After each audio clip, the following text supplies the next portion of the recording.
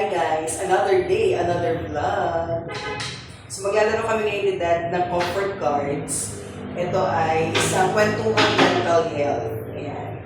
Tagalog English po ito. So nandito tayo ngayon sa Caps. Ano ang bagay na hanggang ngayon ay nagpaparamdam sa iyo ng pagkatalo? Pagkatalo? Saan ba? Hirap ka pa ng tanong na to.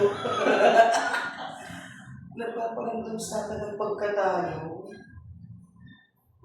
Wala. Kahit ako, kahit yan. Ang hirap ng tanong. Wala akong maano. Sige, go. Next. Kaya mo nararamdaman na hindi mo kaya magpatawa dahil hindi mo tanggap. Bagay na bagay sa'yo. Kailan mo naramdaman na hindi mo kaya magpatawa dahil hindi mo tanggap? Specifically. Kailan mo naramdaman? Oo. Siguro pag medyo mabigat yung ginawa. Mabigat yung pagkakamali.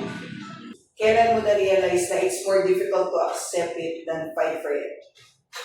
Sa'yo yan, tanong mo yan. Uy, hirap naman ng mga tanong na to. Siguro pangyayari ba? Siguro yung yung nagpapapromote ako. Yung panahon na nagpapapromote ako. Umiyak ako dun eh. Guys, umiyak ako dun. Umiyak talaga ako. Sa sobrang iyak ko, tinawagan ko siya. Tapos sabi ko, sundain ko ako dito kasi nakakahiya sa mga nasa chief na makita nila ako nag-iiyak. Kasabihin nila kung ano nangyayari sa akin. Okay. Second question ko. What's the most painful rejection you ever dealt with? Rejection. Ano pinaka masakit na rejection na natanggap mo? Na-reject ka na ba? Marami. Pero ano yung pinaka masakit doon sa mga rejection na yun? pag may mga opinion na binibigay ako tapos hindi ina-accept. Pag may mga opinion ka na Ay, nagsasuggest ako tapos parang lang, dead ma lang. Masakit din para sa Siyempre, opinion mo yun eh. Tsaka yun. pwede naman kasing tanggapin, tapos kumbaga i-collect natin. I-collect natin na i-collect Pwede yung yung sasabihin mo directly parang hindi. Ganyan, huwag mo naman. Okay, next, pang-third ko na to.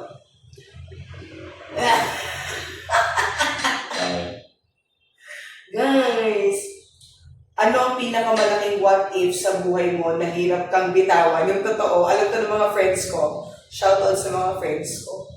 What if naging artista ako? Kasi hanggang ngayon pangarap ko siya. At hindi ko siya ngayon bitawan. What if naging artista ako? Kamusta kaya ang buhay ko?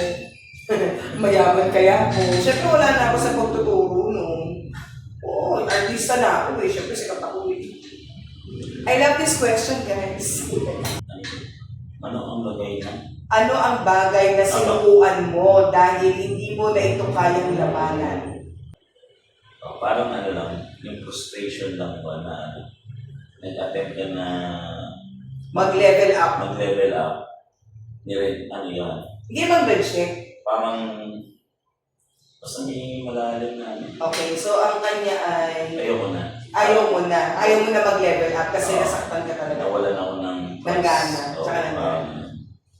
Okay, question number 4. May mga question pa rin na okay din. Ang hirap ng mga Kaya ngayon, mental health mo, grabe. Next. Kailan mo naramdaman na kahit nag-sorry ang isang tao, hindi ka pa rin handang magpatawad?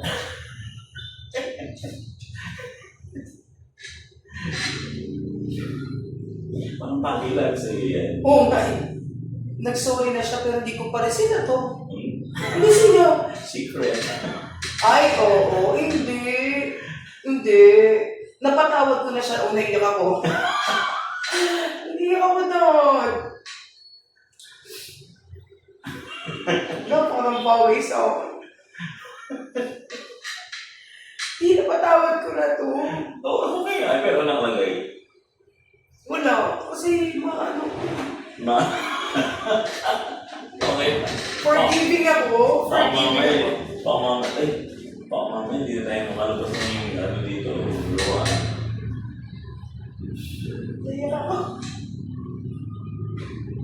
humihingi na ba siya ng tawad? So yan. Hindi. Humingi na ba siya ng tawa? Nasagot, hindi pa. Hindi pa.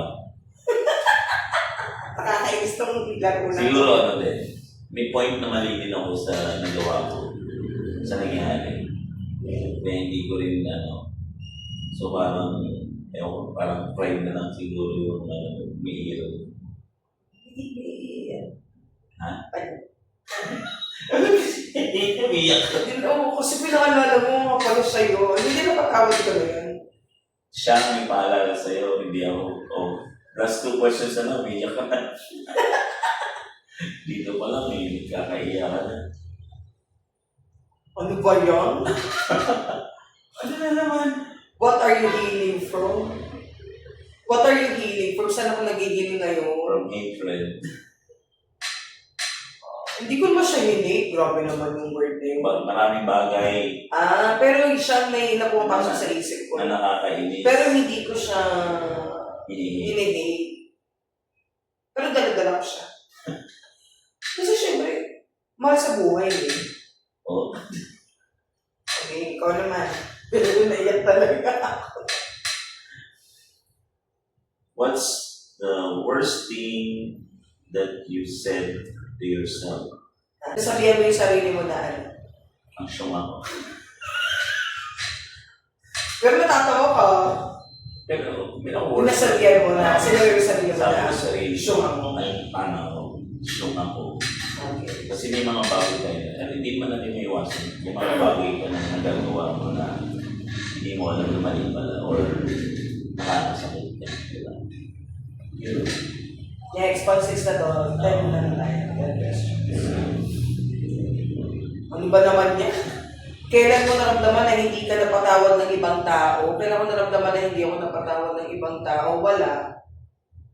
Wala naman. Kasi hindi na rin ako. Wala. How's your relationship with your father? Aww. Mag-birthday na yung tatay niya, di ba? Happy birthday ta! Happy birthday tayo. Bukas. Siyempre, namimiss ko to. Ano, kamusta yung relationship na daw sa kanya? Okay naman kami.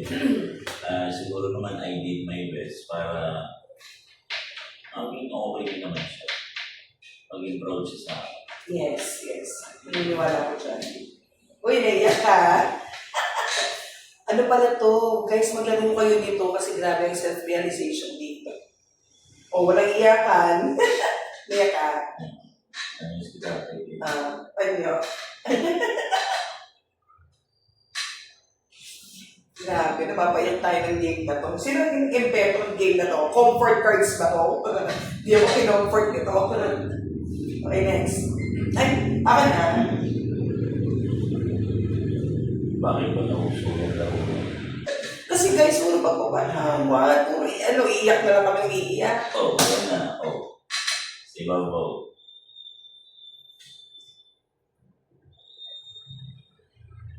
Grabe. Mas malupit pa pala.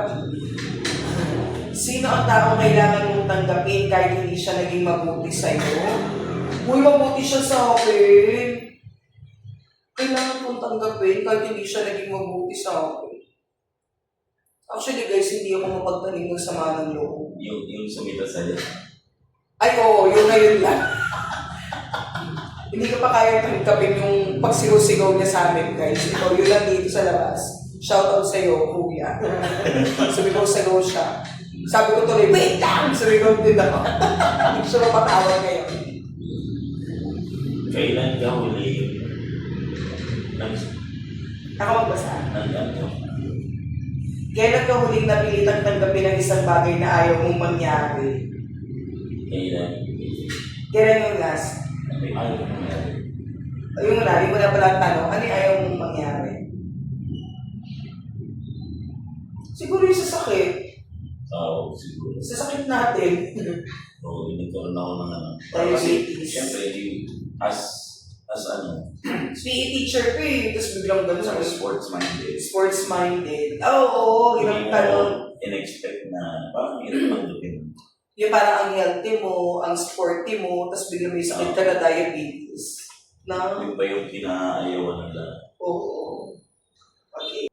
Anong bagay na you're so afraid to lose pero nawala pa rin? Wala. Eh, sana wala. Wala guys, wala. Wala akong sarap. If you have unhealed wounds from your parents, what do you want to hear from them? Meron ka ba unhealed wounds? Wala naman. Wala, no? Paganda naman ang childhood mo eh. What do you want to hear from them? Gusto mong marinig na lang galing sa parents mo. Kasi kahit parents na silang wala. Hindi ko narinig, pero nararamdaman ko naman na they are proud. Proud naman sila sa... Hindi sila sabi, pero pinapanood lang.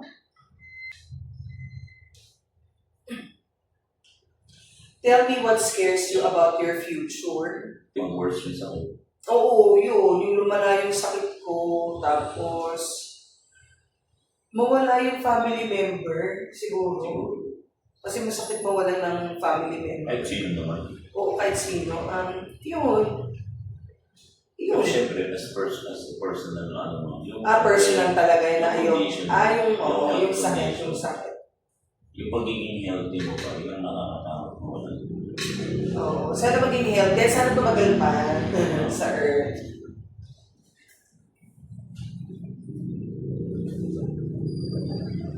Yung totoo, do you really need validation from Ayan, ang ganda ng tanungan. Kailangan mo ba ng validation? Do you really need validation? Minsan kasi may doubt ako. May doubt. Doubt ako kung may mali ba yung ginawa ko. Kung madalas siyang ganun guys, tatanungin niya sa akin, sa tingin mo ma, okay ba yung ginawa ko ma? Mali ba yung ginawa Parang ko? humingi ako ng second opinion. Kasi hindi mo pwedeng puro opinion mo. Kailangan mag-ask ka rin. Correct. Ang ganda nito. Second favorite ko sa comfort card. Kung may isang bagay na gusto mong sabihin sa sarili mo ngayon, ano ito? Paging healthy ka naman. Panindigan mo yung pagiging healthy mo. Kasi pumayat na ako. Nag-lose na ako ng weight. It's a sign of inuwaga na niyo kung hindi jogging. Diba? May mga... Ayun, ngayon nagbabawas kasi ako ng timbang na naman dahil na lumaki tayo at hindi nagkasya yung uniform natin. So, sasabihin ko sa sarili ko ay, ituloy-tuloy mo at maging consistent ka sa pagiging healthy mo. Yun. Kailan mo naramdaman na ang mundo ay parang pinapahirapan ka na? Meron ba? Siguro yung mga panahon na struggle sa problem, pag may mga problema, personal, work, family matters, mga siyempre kahit sino naman siguro bibigay sa ganun sitwasyon. Siguro pag nagpapatong-patong, lalo na Pili mo, pinangin ka naman. parang pasad mo ang mundo, parang gano'n. Ayun guys, naka 10 questions na po kami. Itong question na ito, napakahirap. Ang hirap at nakakaiyak yung iba. Ang ganda nito. Kung sino man nakaimbento nito, Oo. Pero mas maganda kung lalaruin mo to ng, ewan ko sa akin parang mas maganda kung lalaruin mo to ng may kasama ka. parang bagay ito, Pero pwede mo mag-isa. bagay ito sa team building. Oo. Hindi, actually, pang-retreat. Retreat. Pang-retreat, pang-recollection, gano'n. Ganda niya. Thank you, Caps, kasi sa kanila nag-aaling ang cards na to. Thank you po. Thank you for joining us.